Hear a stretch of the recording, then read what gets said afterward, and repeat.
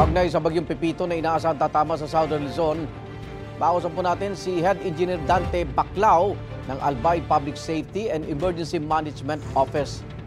Magandang umaga po. Magandang umaga po, Igan, at ating mga taga-subaybay. Salamat po. Inaasahang napakalakas ng bagyong Pepito at tatama uli sa Bicol. Maaari bang malaman ano-ano pong paghahanda ang ginagawa dyan sa Albay po?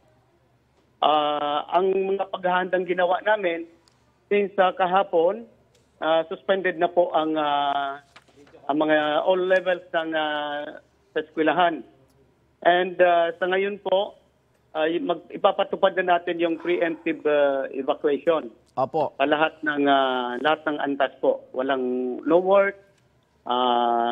Tapos sa bukas naman po, wala ng commercial activities po. Opo. Na gagawin. Opo. Saan lugar ho magpapatupad ng preemptive evacuation, Engineer? Kuan po, Igan, province-wide po. Province-wide po ang coverage ng bagyo. Oho. Okay. Kasama ba rito yung mga rescue boat o iba pa equipment na naging problema yata nung nagdaang mga bagyo? Ano po?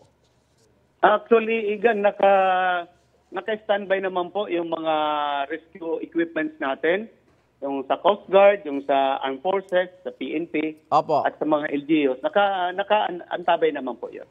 Sa ayuda po natin, yung mga food packs sa mga apektuang lugar, handa na rin po, Engineer Baclao? So far po, may assurance ang DSWD na sapat po ang food packs.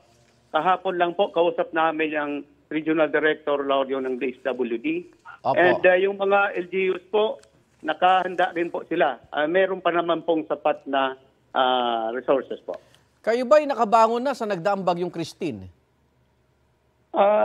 Papunta na sana tayo doon, Igan. Oo. Nasa recovery na tayo. Kaya lang, dumating na naman itong magkasunod na bagyo, yung Ophel. Nika and Nika. ito nga, Pepito. So, ganun pa man, ginagawa lang namin yung nararapat gawin para sa pag-recover. Opo.